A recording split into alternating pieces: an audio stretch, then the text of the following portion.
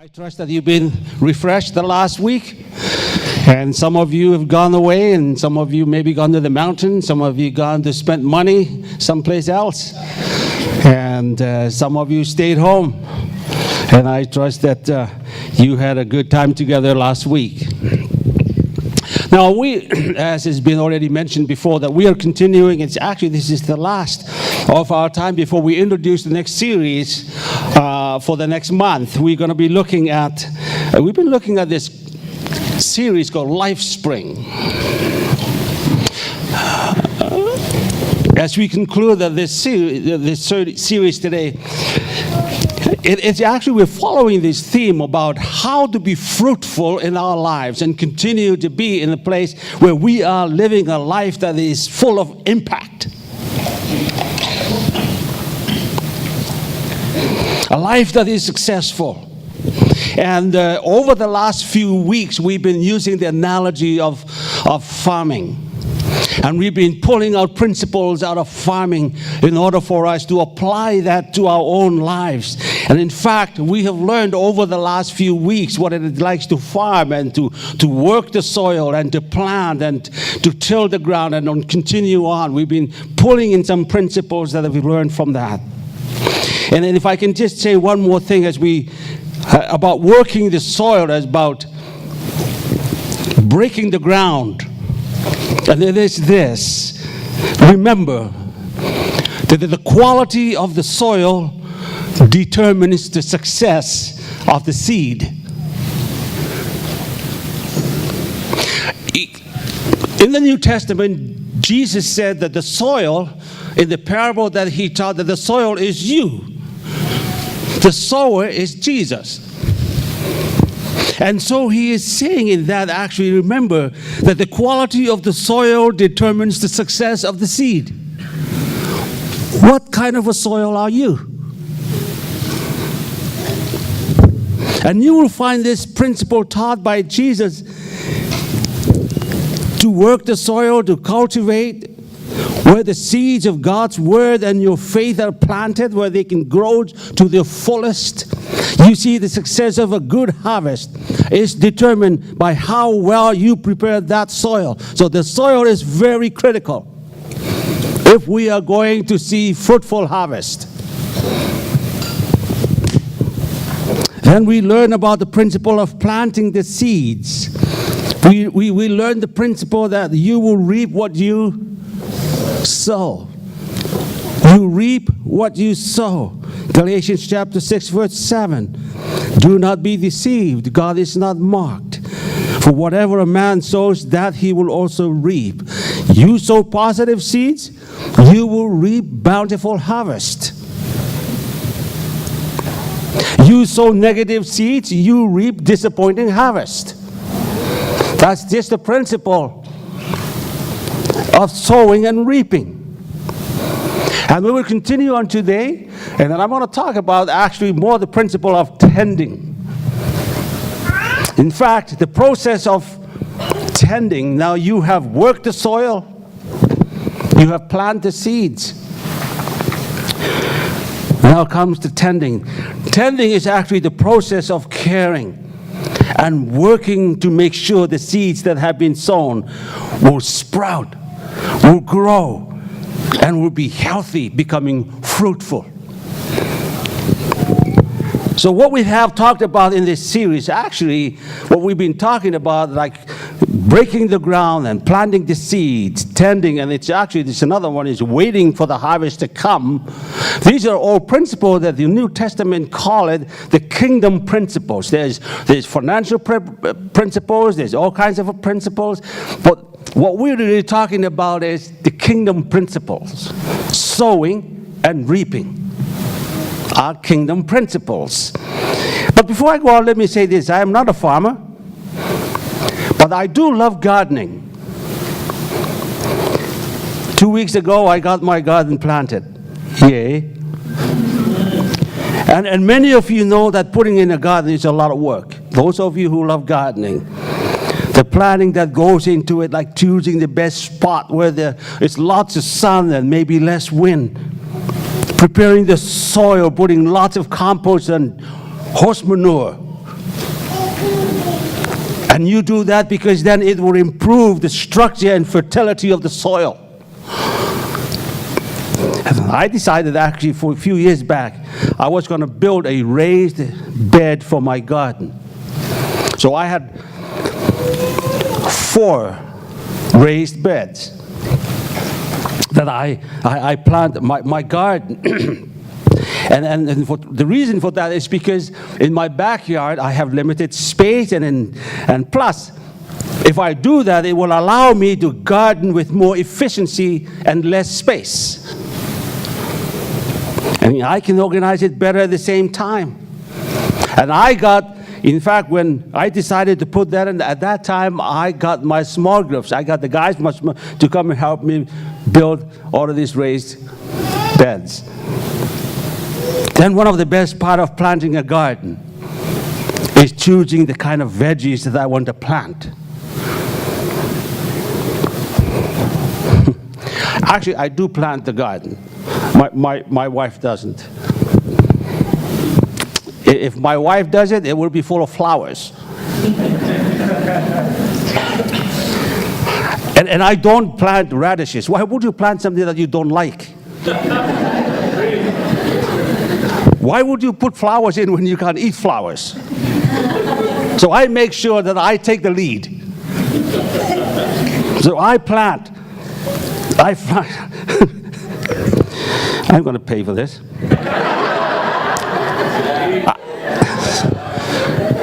Do you have a spare place for lunch today? I just don't. Why would I plant something that I can't eat? I plant carrots, I plant potatoes, I plant beets, I plant lettuce and tomatoes. I love them. Now that my garden is planted, it's time to tend and care for them, like watering them every evening.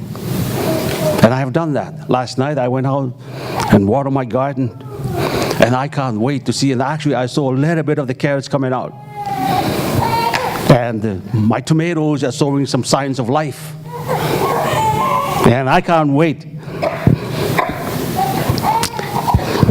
And when they come up, especially the carrots, because we just sow them. You know, there's other ways of sowing carrots, and you can buy them in those already seeds that you can just put these rows of, and it's already spaced out for you. But I don't do that. I just chew it on there, and then when they sprout, they germinate, they come out, and then I do the next process of thinning it. So I started pulling in some of those, and why I do that is because they would provide room for more of the plants to grow and then to yield better fruit. And so you keep the thinning process. So that's how I tend them. So I water them every evening. And when they come up, that I thin them. And when the tomatoes are in a place where it's the height, so I put some stakes so to support them up. That's part of caring for it. And then the ever consistently going after them weeds. And I keep cutting them. You know, it's funny that you plant carrots, but weeds keep growing. You don't plant them. They just grow. And so we have to maintain that, and they keep pulling them out and make sure that they don't compete with my carrots for the sunlight and also for the nutrients of the soil. And that's one of the reasons that I do that, because if you let those weeds grow, they will take over, and they will take a chunk of that sunlight that comes, precious sunlight that my carrots need, and also the nutrients that come out of that soil, that it will take them. And I do provide all of the necessary things that I need to do in order for me to tend my garden. That is basically actually gardening 101, really. And you know I love gardening, because those of you who love gardening, there is nothing like growing your own veggies, right? There's nothing like, there's nothing like that, at least part of it. When you harvest them, there is this sense of satisfaction from knowing that you are reaping the reward of your hard work. of sowing. And it is not only blessing your life, it blessed the lives of my wife who loves to plant flowers, and then all my other children. So it blessed you, but it will bless other people. The harvest that you reap, it becomes something that will bless you. In fact, that's the same thing with the kingdom principles of sowing and reaping. The sowing and reaping is a fundamental aspect of our human identity and our human condition and our human experiences. That is why God designed us. That's the way God designed life to work. This kingdom principle, if you sow sparingly, the Bible tells us, you will also reap what? Sparingly. And if you sow bountifully, you will also reap bountifully or abundantly. In 2 Corinthians chapter 9. That means the success of your relationship, or your finances, or your business, or your parenting, or your job will be impacted by what you do with what you have been given. You see, your life is shaped by how you sow. Your life is shaped by how you sow. In Genesis chapter 1, in chapter 1 and chapter 2, we have this account of God creating the world. It's a powerful 2 chapters of the creation of this world. He spoke the words, let there be, and it was so. Let there be, it was so. Let there be, it was so. It was some chaotic spinning of this nothingness. God spoke over this nothingness. Stuff happens. Matters came into being. Then God take this raw stuff, this matter, and He spoke over it, and it brought forth life.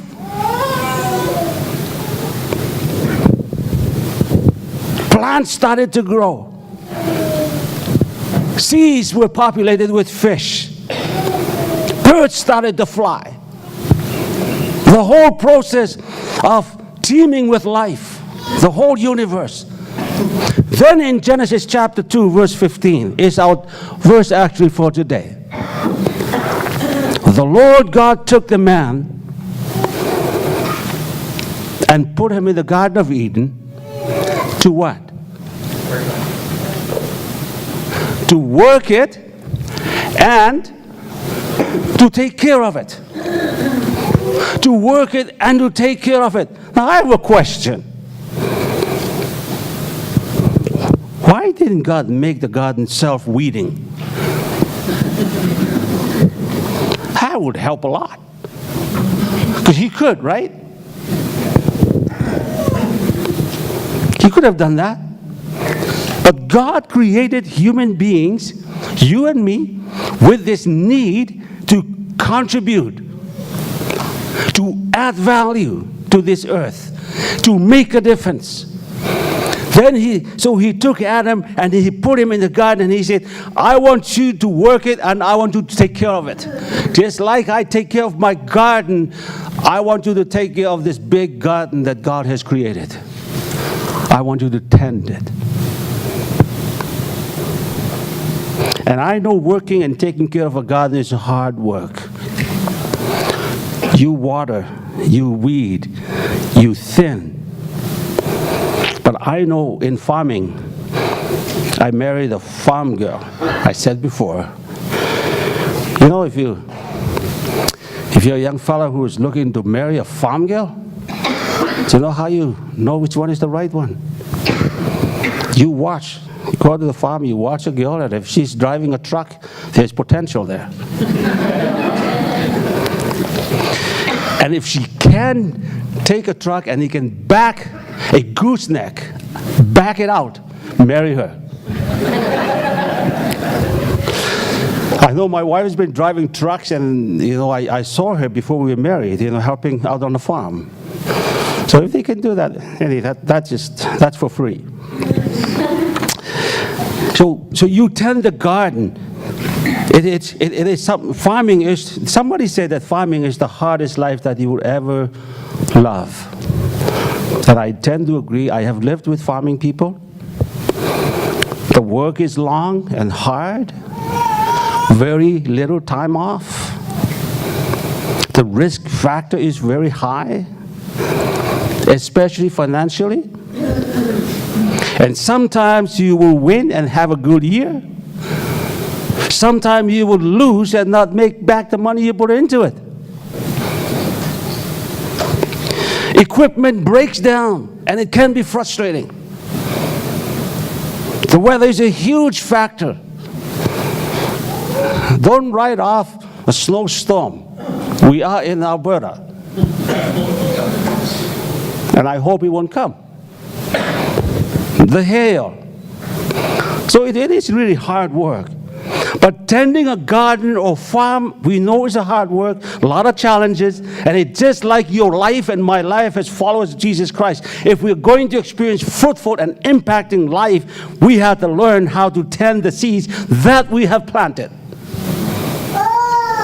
Think about every area of your life and how it applies. And those are the points. I'm just going to throw that out to you, how to tend the seeds that we have planted, because there are places that we have sown the seeds, and how do you take care of them? And the first one is this, in the area of our own relationships. It's sowing the seed in that area. I know we all long to have intimate relationship and companionship, to live with somebody special, where you can do life with, enjoy life with each other, become soulmates and live forever. It's beautiful. But I want to tell you, it is also hard. Because you have to consistently work hard at it. Take it from a guy who had married over 35 years. We want to have a healthy relationship. We want our family to thrive and prosper. But it is not going to happen automatically. We have to work at it. If you think that it is going to be perfect like that day that you know, your wedding day, that's just one day. Because on that wedding day, everything is perfect. You walk down with that tuxedo on you, it's beautiful. And somebody else care for you and kind of get your hair pretty. Everybody else wait on you. That day is just perfect. But if you expect that the rest of that, you're fooling yourself. Wake up. You have to work at it, and it starts with this word that I put on there. It's one word, and I know this is not a marriage series, but take this one word. And if you're going to tend your relationship and care for it, apply the word commitment. You see, when you get married and you exchange your vows, you are sowing seeds as if you are saying, I am going to stick around long enough to see this seed come out of the ground. For better or for worse, for richer or poor, in sickness and in health. I don't know what it looks like yet, but it's going to sprout, and I know it's going to bloom. So I'm not going to give up. I may be discouraged, I may be tired, I may be worn out, but I'm going to hang in there. So what do you do, especially in the first year of your marriage? Especially the first year of your marriage.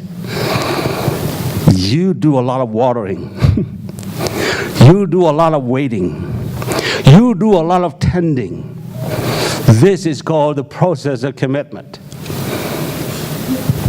In Genesis chapter 2, verse 24,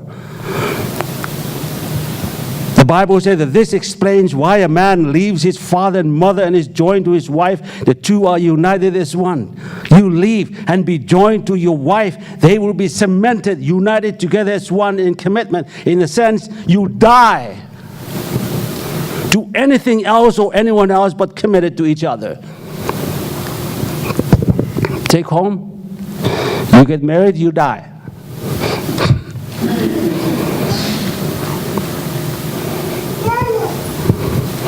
And by the way, if you have been married for a long time and things started to go flat on you, sow new seeds. Because then give you an opportunity to tend those seeds. New things, sow them. Things that will spark your marriage. Keep working at it. That's in the area of your relationship. It's the word commitment. That's how you tend a life-lasting relationship. It's the word commitment. Commit to one another. How about in the area of finances? God has given us money as a tool. Remember that. It's the idea that God gives us money so that we can produce something with it. Money is not given to you so you can keep it. You know, Dave Ramsey, some of you have gone to Dave Ramsey's conference on financial stewardship. He based his conferences, actually his talk, his seminar, he based them on this principle. He said, here's what he said, I quote, "You are supposed to spend every dollar you get." You are supposed to spend every dollar. What he means is this. You assign your money, you assign it to something that is going to produce. That's what he said here. Don't just have seeds there sitting unplanted. Put some away as tithes. Put some away in saving accounts. Put some away in mortgages. Put some away for paying the bills. That's the point that Dave was trying to make. The point is, you do something with it. Don't just let it sit. When you are making a big financial decision, ask yourself, where are we going to sow the seeds of God's blessing? Because that is a blessing God has sowed into your life. Remember, it's about sowing a seed into something so that God can use it. It's a faith move. When you do this, it is a reminder, actually, every time you do this, the money, it's a reminder that the money is not your God, but God is the one who provides and bless you with that money. That was the whole point of Jesus' parable in Matthew chapter 25, the parable of the talents. Do you remember the master gave 3 of his servants a unit of wealth? To one of them, he gave 5. To one, he gave 2. Another one, he gave 1. Basically, he said to them, do something with it. And then the Bible tells us the man who had 5 talents with and invested them, make them work, and when the master came back, the man had turned the 5 into 10. And that's the same thing with the one with the 2. He went over and did something and worked something with it, and he came back and he said, I doubled it. And then the one with 1, he took it and buried it. Did not do anything with it. And God wanted them to invest and do something. And what did you see how he was harshly criticized, judged in that whole process? In Matthew chapter 25, to those who use well what they are given, even more will be given. And they will have an abundance. But from those who do nothing, even what little they have will be taken away. Here's the lesson. When you do something great financially,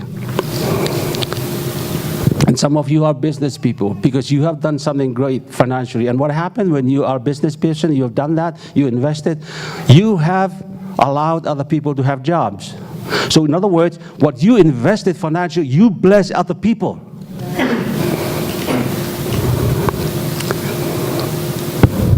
And that's the same thing at Mosaic. Because you've listened to the Lord and you gave as the Lord has directed you. We have seen so many people come to know the Lord in this church and so many baptism. People has been blessed because you were generous enough to the place where you gave. And that is the principle. When you do something great financially, start by planting a seed. Invest something, plant something. In the area of finances. Let me talk about in the area of who you are.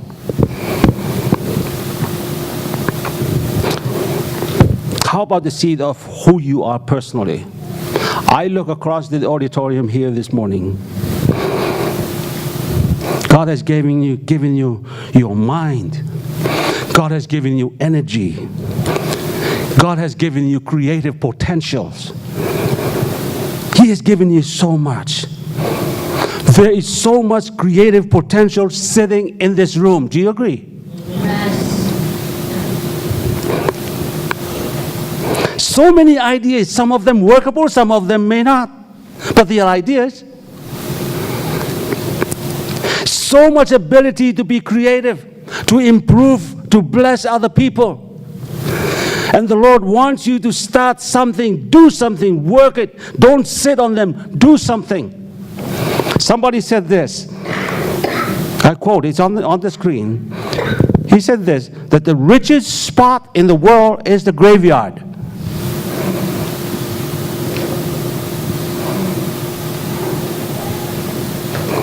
It is filled with ideas that were never acted on. Money that was never sown. And may I add, dreams that never became a reality. Goals that were not accomplished. God is saying, do something. You are created in my image. And part of that image is a creative potential that you can do something to change and to bless other people. Invest in yourself. Tend the gifting that God has given you. Water it. Look after it. Work it. Do something. And He's calling you to step out and create and cultivate and sow seeds. Because you have that creative potential.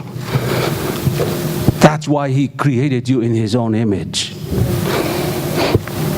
I can see what God can do through Mosaic and the people that God has blessed you with. The gifting that you have. Even look at our young people who are leading the worship. Some of these guys has never been to a professional music school. But God has blessed them with awesome gifts. People with speaking gifts. Awesome. But that did not happen by chance. God gifted you with those abilities. He gifted you so you can bless other people. So nourish them. Water them. See them flourish. The saddest thing is for us to say that the richest spot in the world is the graveyard.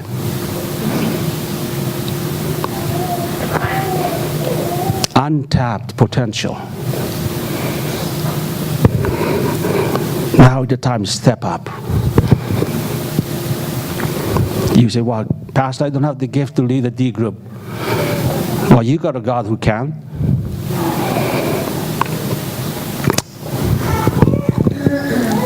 Do what you need to do. How about in the area of our faith? Did you know that our faith is a seed? And it is to be sown in our circumstances.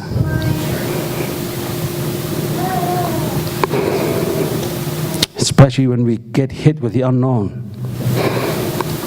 And the temptation is to freak out and withdraw and go under.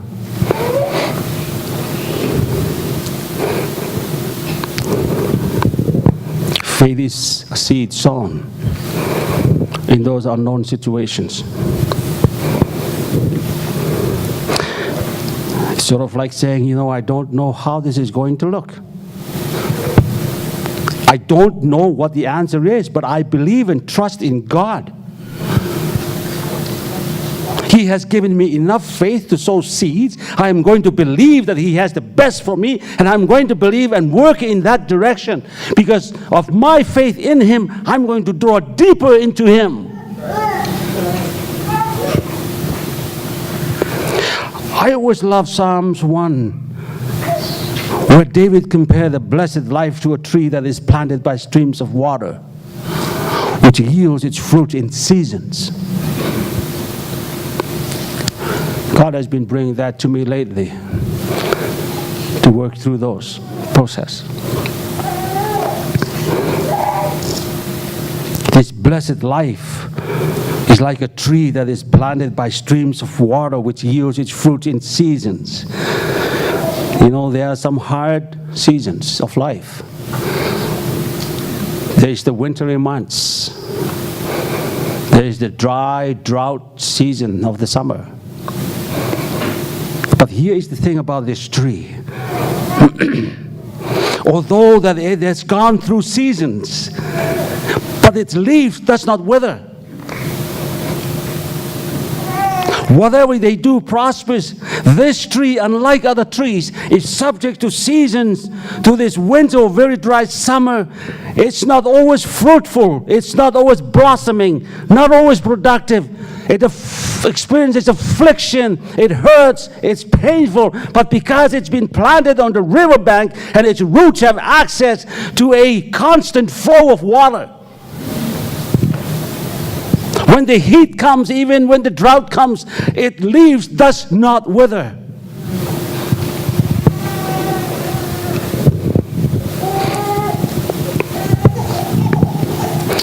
First Peter chapter 1 verse 6 says, I don't think it's on your screen. It says this, and that has come to me in a powerful way. It says, you rejoice in him. Listen to this. Though you are now in great heaviness. Oh God, excuse me. How can you rejoice and have heaviness at the same time?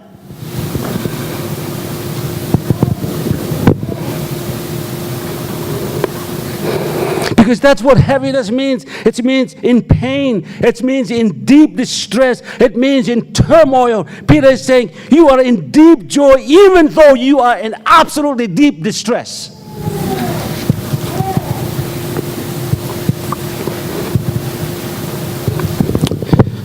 There is something about the drought in life and about the fruitfulness of your life that makes you, if you are a Christian, put your roots into Him in a way that you didn't before. Because you are like that tree planted by the banks where you draw, and when you get in a time of seasons, in the winter months, and in those dry, drought seasons, your roots begin to dig deeper into it because your circumstances is not what affect you. It is the water that you mind from that water that comes. That's what a blessed life is. When there is joyous celebration in the midst of grief. And the two is together. It's amazing when you go through grief how you can get your faith to the place where you say, God, I don't know where this is taking us, but we trust you. I want to be like that tree that is planted. It's not always going to bear fruit. There are seasons it will not bear fruit. There are seasons where it's so dry, so shriveled up. And yet at the same time, its leaves does not wither, because every time that there's a dry season, the roots go deeper.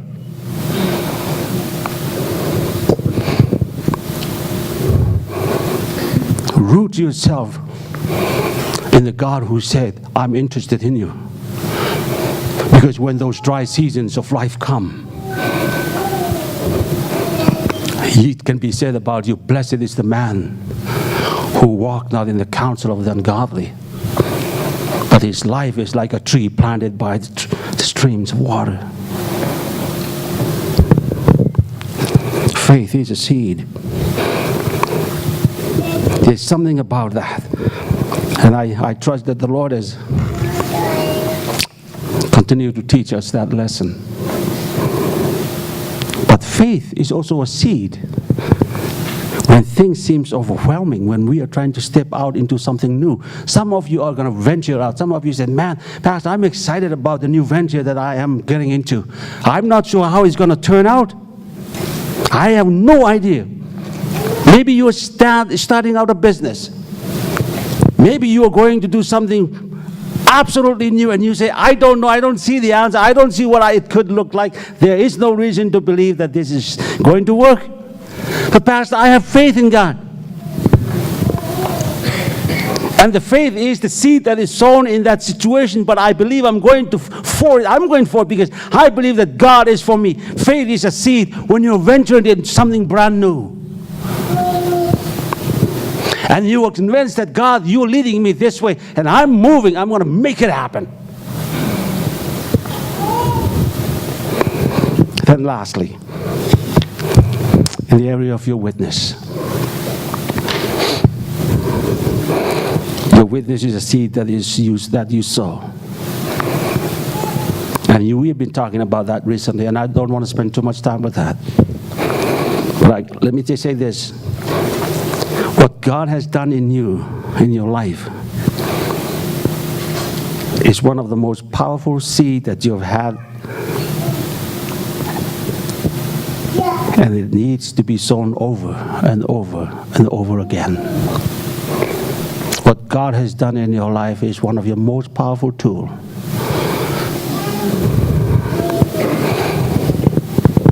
You never know when someone is listening and hearing the seed of your testimony. This is what God did in my life, and He can do the same in your life. And when they hear that and it's beginning to take root and God start watering it because they are in a situation where they are open to hearing God's voice, then the Holy Spirit speak to them, and you never know what is going to blossom as a result.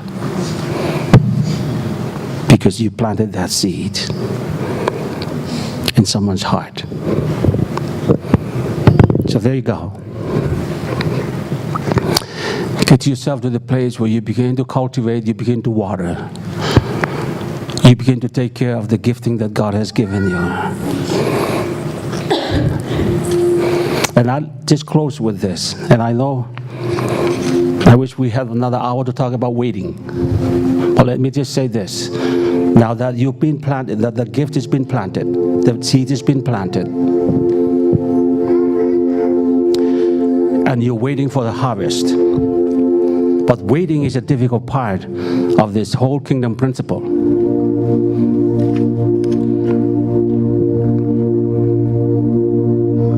But in the process of waiting,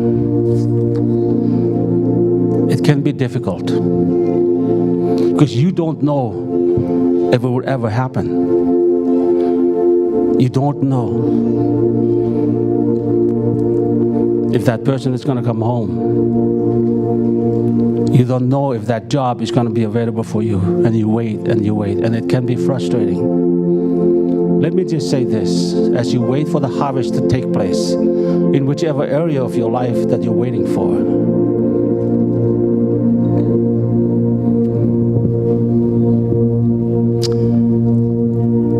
wait upon God.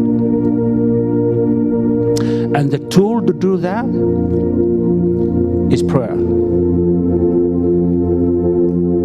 The tool to wait upon God in your times of confusion and disappointments. In your time of waiting, when will the harvest gonna happen? Because if you don't wait upon the Lord, David says in Psalms 40, he said, I wait patiently upon God, and He heard my cry.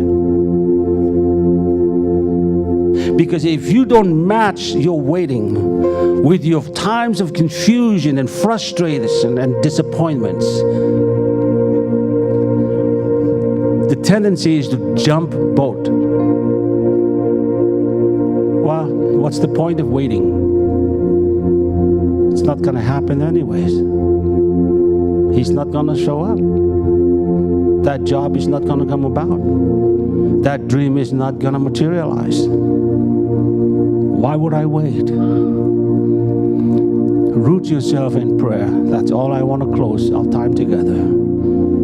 As you wait for the harvest to come, plant yourself in prayer and trust the Lord in those times of disappointment and confusion to pull you through. That you will be like that tree planted by the waters, where you can draw your sustenance from the ever-flowing water. Thank you for joining us at Mosaic Church. If you have been blessed by today's message, or if you have made the decision to receive Jesus as your Lord and Savior, please let us know about it. Email us at mosaiclord@gmail.com. We would love to hear from you. If you wish to know more about our church, you may visit us online at www.mosaiclloyd.com. God bless you. See you again next week.